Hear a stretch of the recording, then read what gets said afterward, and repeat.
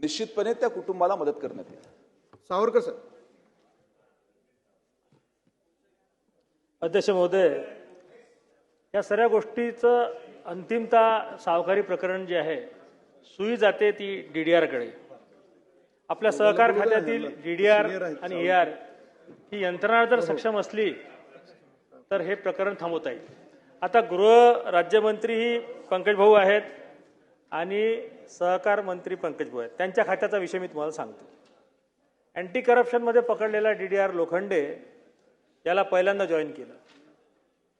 परत सावकारीच्या प्रकरणामध्ये GST कमिशनरला हाताशी धरून या पठ्ठ्यानं त्याला ब्लॅकमेल केलं आणि अँटी करप्शनमध्ये पकड रेड हँडेड कॅश घेताना पकडला गेला. त्याला रिइन्स्टेट महाविकास आघाडी सरकार असताना करण्यात आलं आणि रिइन्स्टेट करून माझ्याच जिल्ह्यात जिथं हे प्रकरण घडलं तिथंच DDR करण्यात आलं. आणि पंकज भाऊ तुमचे कॅबिनेट मंत्री आणि तुमच्या खात्यानी ती परंपरा कायम केली. त्यानंतर त्याच्या तक्रारी झाल्या, केस कोर्टात तुमच्या खात्यानं चौकशी नाकारली पुराव्याअभावी. अगदी पैसे घेतानाचा पुरावा आहे, पण तुमच्या मंत्रालयातले गायकवाड नावाचे डेस्क ऑफिसर या सर्व लोकांनी शाळा केली, परवानगी नाकारली. बाबासाहेब पाटलांना 5 वेळ मी भेटलो, तुम्हाला 10-12 वेळ भेटलो. इतका पॉवरफुल DDR आहे की तुम्ही कोणीही काही करू शकलं नाही. त्यानंतर मुख्यमंत्री कार्यालयाने दखल घेतली. यानं मुख्यमंत्री कार्यालयाची ऑर्डर चॅलेंज केली मॅटमध्ये. मॅटमध्ये चॅलेंज केल्यानंतर मॅट कोर्टाने सांगितलं ठीक आहे, फेरविचार करा. फेरविचार कराल परत फाईल तुमच्या खात्यात आली. तुमचे आदरणीय मंत्री महोदय बाबासाहेब पाटलाच्या डिपार्टमेंटनी आताही मुख्यमंत्री कार्यालयात फाईल पाठवली. त्याच्यात रिकमेंड केलं नाही. बदली गडचिरोलीला केली होती, अजूनही त्याची बदली कुठं करावी रिकमेंड केली. शेवटी मुख्यमंत्री कार्यालय करेल जे करायचं आहे ते. पंकज भाऊ, मंत्री आणि आमदार आज आहेत, उद्या बदलतात. या मंत्रालयातले जे डेस्क ऑफिसर आणि कर्मचारी आहेत कायम आहेत. सर्व शाळा हेच करतात.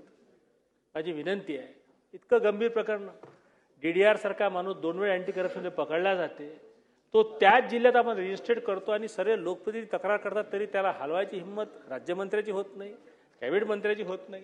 आता मला हे माहीत आहे की DDRची बदली राज्यमंत्र्याच्या हाती नाही आहे, पण किमान किमान किमान विदर्भातल्या जिल्ह्याचं तर नेतृत्व तुम्ही केलं पाहिजे. विदर्भाच्या जिल्ह्यात तर तुम्ही बोललं पाहिजे. इतकी काय अगतिकता आहे?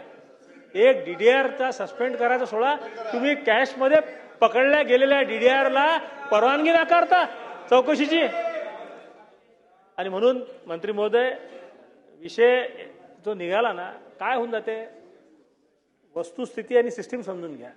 सावकारीच्या प्रकरणामध्ये पोलीस खातं नंतर इन्व्हॉल्व होते. भाऊ, सावकारीच्या प्रकरणामध्ये तुम्हाला AR आणि DDRकडेच तक्रार केल्या जाते. त्याची चौकशी समिती स्थापन होते आणि तिथं हे सावकार लोक पूर्ण ते DDRचं आणि ARचं ऑफिस मॅनेज करतात. पुढे काही होत नाही.